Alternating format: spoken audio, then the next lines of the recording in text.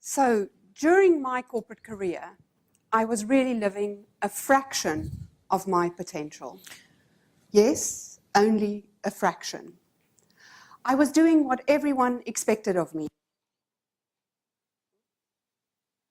I was really climbing this corporate ladder. I was really doing what everyone expected. But if I was really, really honest with myself, I was not really living my full potential. I was living from holiday to holiday. For many people, it looked like the perfect career. I worked in 4 countries. I worked in 2 different industries. I was with the #1 brand in Europe. And I managed to climb into the top 300 of BMW. And you might now wonder, why am I telling you this? But I would want you to understand that there's a real choice. And it was only until I understood properly what these 3 words, living on purpose, meant, was that I really understood what it had all been about. What I would like to do today is I would like to tell you a little bit about our legacy story. I would like to tell you about that authentic journey that I went through. I would like to tell you about some of the insights that I gathered along the way that brought me to the place to write my book and to leave my corporate life and become a CEO. And also about what steps I think you can take to make that giant step for CFO kind. So if we start with a legacy story, what is a legacy story? It's really something that defines us, it shapes us, and it creates who we are. But very often we don't really spend a thought on that legacy story.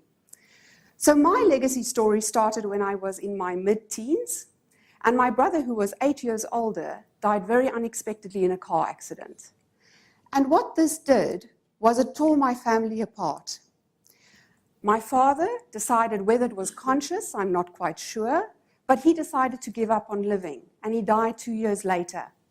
And then with my mother, she had to run 3 family businesses and kind of lost her way and made some very bad business decisions.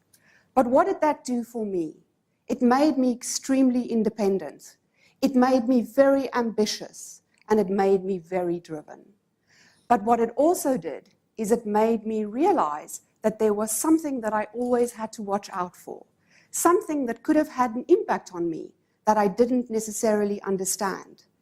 And that's why I'm telling you that there are these legacy things that drive us, that inspire us, that make us who we are. But it's very important to connect to them and to understand the impact that they have on our lives. So this journey to greater authenticity, where did this all start? You might have noticed from this bit of a South African twang that I have, that I wasn't originally born in England, where I live now. I was born in South Africa.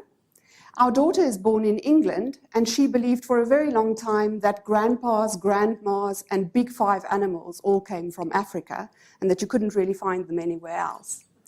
But for me, this was a very traditional career.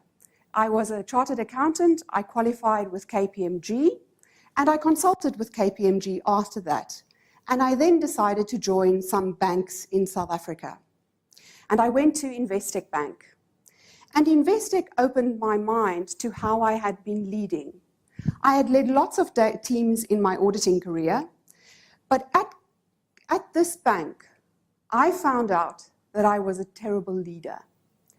And it was really hard for me because it was a bit of a kick to the gut. Yeah, I thought I was this fabulous leader, but I was really just a manager.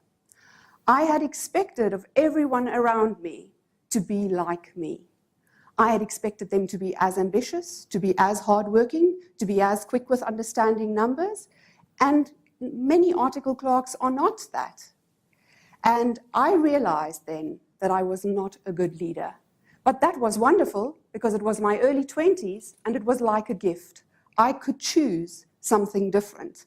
I could choose not to be a control and a command type of leader.